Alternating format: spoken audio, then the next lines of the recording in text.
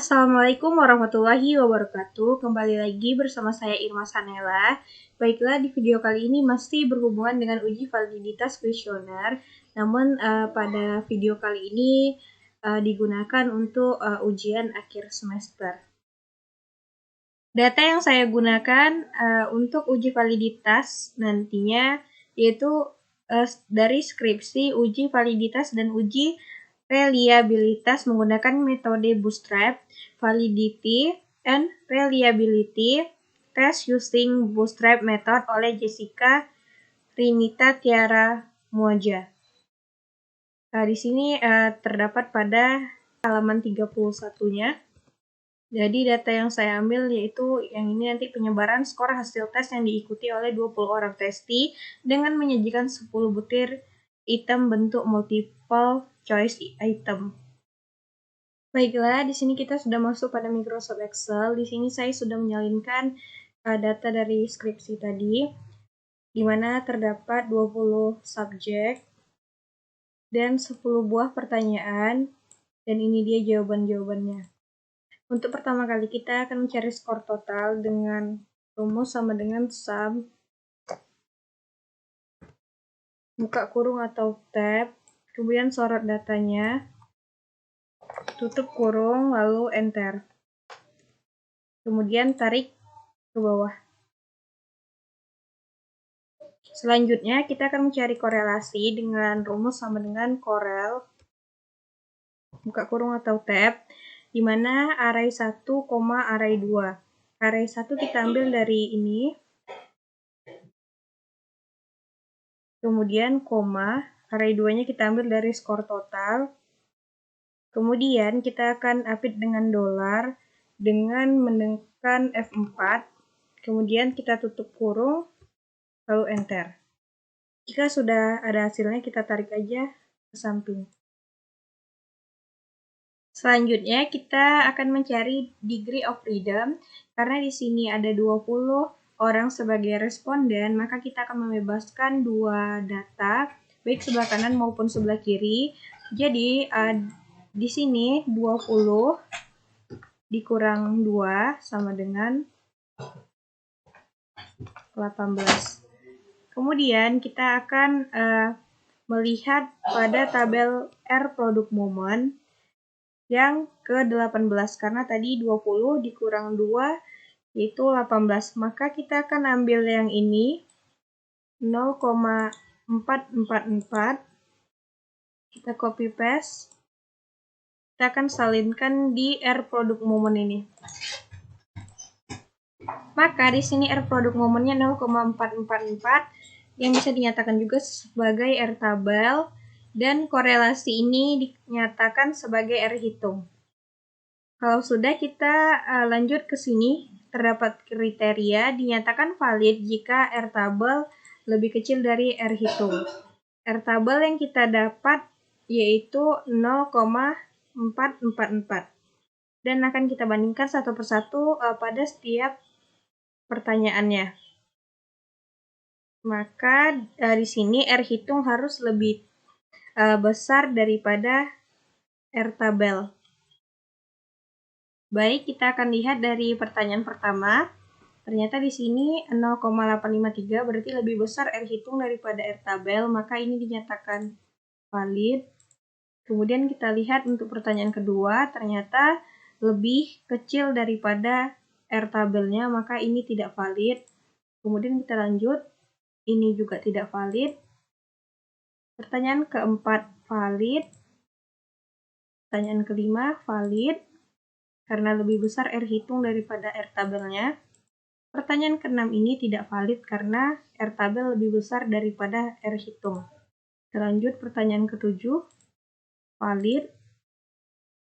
Pertanyaan ke-8 juga valid. 9 dan 10 itu ternyata juga valid karena lebih besar R hitung daripada R tabel. Maka bisa kita simpulkan pertanyaan 1, 4, 5, 7, 8, 9, dan 10 itu valid, dan pertanyaan 2, 3, dan 6 itu tidak valid. Ini dia cara yang kita gunakan secara manual pada Microsoft Excel. Kita juga bisa menggunakan cara otomatis. Masih dengan Microsoft Excel ini kita klik aja menu data, kemudian kita pilih data analisis. Kemudian di sini kita pilih yang correlation. Kemudian untuk input range-nya kita sorot aja data dari skor item sampai dengan skor total. Kemudian di sini output option-nya pilih yang new worksheet play. Kita buat namanya misalnya validitas. Kemudian oke. Ini dia hasilnya. Kita bisa gandeng dengan yang kita cari secara manual. Kita kopikan aja.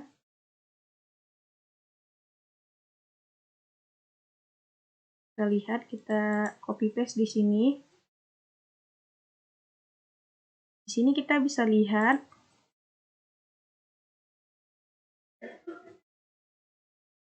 sama dengan yang kita cari secara manual maupun yang otomatis. Untuk pertanyaan pertama sama 0853, di yang otomatis juga sama.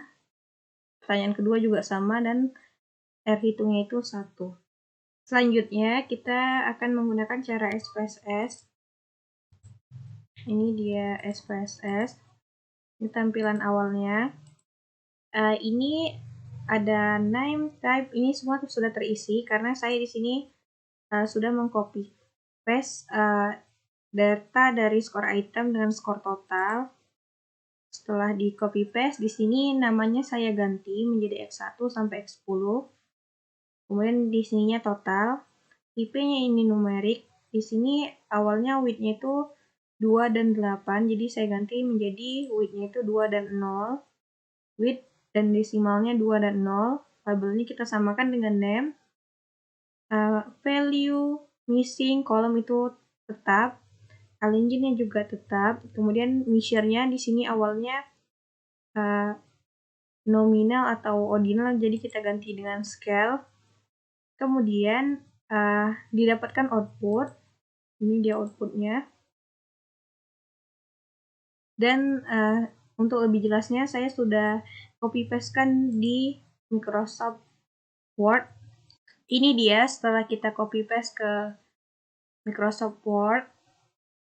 Dan saya juga sudah bandingkan di mana jika dia signifikansinya di bawah 0,05 maka dia valid, dan kalau di atas itu dia tidak valid. Jadi di sini sudah dapat yaitu valid, tidak valid, tidak valid, valid, valid, tidak valid, tidak valid, tidak valid, tidak valid, valid, dan yang terakhir itu tidak valid. Karena 0,035 itu lebih besar daripada 0,05. Dan dapat kita simpulkan, misalnya pertanyaan 1 itu memiliki nilai signifikansi 0,00, dia itu lebih kecil daripada 0,01, maka dia valid dan berkorelasi tinggi. Kita bisa lihat dari sini. Jika dia besar dari 0,05 artinya item valid, dan jika dia besar dari 0,01 artinya item berkorelasi tinggi, dan jika dia besar dari 0,05 artinya item berkorelasi. Oke, selanjutnya kita lihat untuk pertanyaan yang kedua. Nilai signifikansinya yaitu 0,16. Dia lebih besar daripada 0,05 maka dia tidak valid dan dia berkorelasi tinggi. Yang ketiga, dia memiliki signifikansi 0,61, maka dia itu tidak valid karena lebih besar dari 0,05 dan dia itu berkorelasi tinggi. Oke, bisa kita cari seterusnya sampai ke yang pertanyaan terakhir atau pertanyaan ke-10. Baiklah, hanya itu yang dapat saya jelaskan mengenai validasi kuesioner. Mohon maaf apabila terjadi kesalahan dan kekurangan, karena di sini saya juga masih dalam tahap proses pembelajaran. Terima kasih untuk yang menonton. Assalamualaikum warahmatullahi wabarakatuh.